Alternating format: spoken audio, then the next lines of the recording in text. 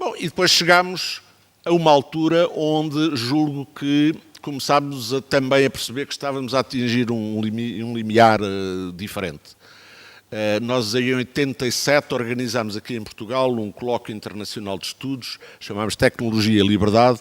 Era um bocado para discutirmos os efeitos da informatização e das automatizações, tudo isso que já estava a germinar.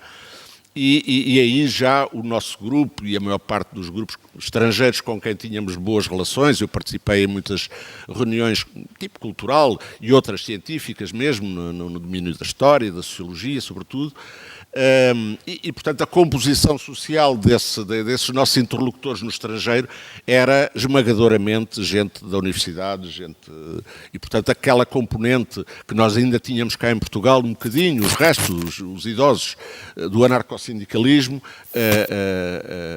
já estava claramente a desaparecer.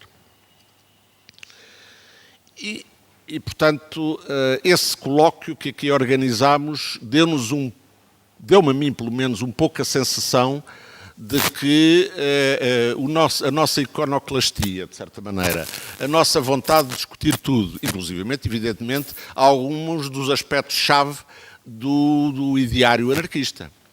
Lembro-me de termos publicado coisas sobre o direito, sobre o Estado, a parte jurídica do Estado, o que é o Estado atual, o que é a sociedade atual, coisas que no passado, um século antes, eram aparentemente claras e dicotómicas. O Estado era o governo, as polícias, o aparelho judicial, o exército e mais alguma coisa desse género, as prisões, etc. E a sociedade era a boa sociedade, a dos trabalhadores, onde havia uns mauzões que eram os exploradores e tal, mas essencialmente era a boa sociedade contra o mau Estado. Bom, evidentemente também estou aqui a esquematizar em excesso, mas visões assim um bocadinho simplistas para os tempos presentes, evidentemente que nós as discutíamos. E discutimos, por exemplo, a questão da participação política, não é? Deve-se fazer partidos, fazemos partidos, entramos em partidos. Eu nunca entrei em nenhum, mas lembro-me, por exemplo, de, na primeira revisão constitucional, subscrevi e fiz subscrever por um conjunto de gente uma petição à Assembleia da República que tinha poderes constituintes nessa altura. Mandámos aos vários grupos parlamentares esse abaixo-assinado com um certo número de reivindicações, digamos assim, a serem eventualmente contempladas nesse processo. Lembro que era o fim do serviço militar obrigatório, era os referendos, bom, tudo coisas que 20 anos depois estavam todas satisfeitas. Mas na altura, evidentemente, nenhum dos partidos nos atendeu, com exceção de uma pequena formação que se chamava então o EDS, em que o Dr. António Vitorino, nessa altura militante dessa pequena formação, e a Teresa Santa Clara Gomes tiveram a atenção de me chamar lá, porque eu era o primeiro subscritor, e explicaram-me que aquilo eram ideias muito interessantes, mas que vinham cedo demais, que não podiam ser atendidas. Portanto, nem eles, evidentemente, avançaram, deram seguimento a essa...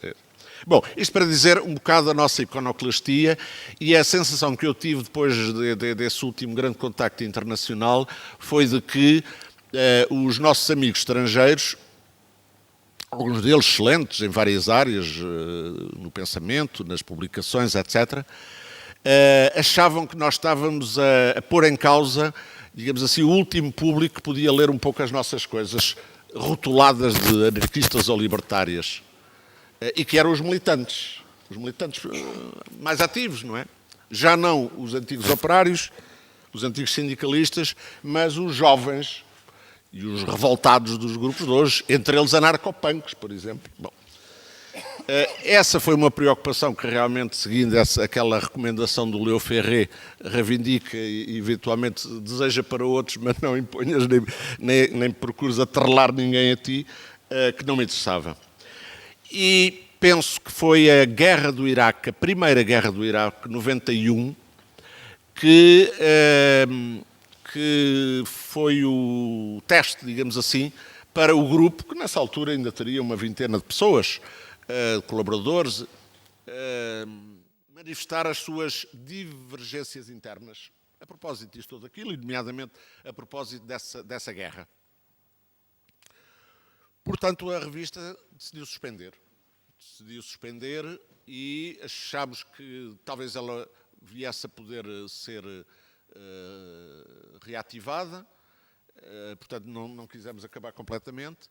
Ficou uma pequena comissão encarregada se um dia isso acontecesse para decidir, e foi o que vai acontecer. 10 anos depois, em 2001, essa comissão, e se calhar mais uns tantos, achámos consensualmente que sim senhor, que agora então numa plataforma que praticamente já nada tinha de ideológico, a não ser um espaço de diálogo, de liberdade,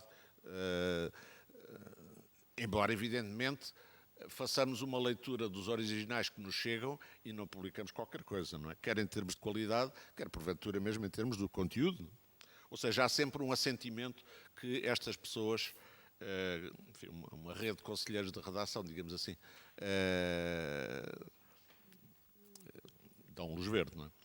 Pronto, portanto, hoje a revista que tem vindo a publicar-se, quando há material com qualidade e em número suficiente, e quando há dinheiro em caixa também suficiente para pagar a impressão do número, despojámos-nos, nós chegámos a ter uma editora que também publicou uns livros, portanto, com toda aquela aparelhagem legal bastante pesada para um pequeno grupo que geralmente tinha que puxar do porta-moedas próprio para fechar as contas. E, portanto, este número, esta série última não tem sequer nenhuma estrutura legal associada, está com propriedade minha e não tem também estrutura contabilística, porque hoje então as coisas são muito mais pesadas, não é? E, portanto, o que fazemos é imprimir poucos exemplares, oferecemos uma centena para a rede de bibliotecas públicas do país, porque ao menos aí, ao contrário das livrarias, os exemplares em princípio ficam e podem ser consultados e durante algum tempo ficam expostos nos escaparates. E não há plataforma, não há editoriais, há o conjunto das colaborações que são apresentadas. E para este número, o António foi o principal responsável deste conjunto de autores e de textos.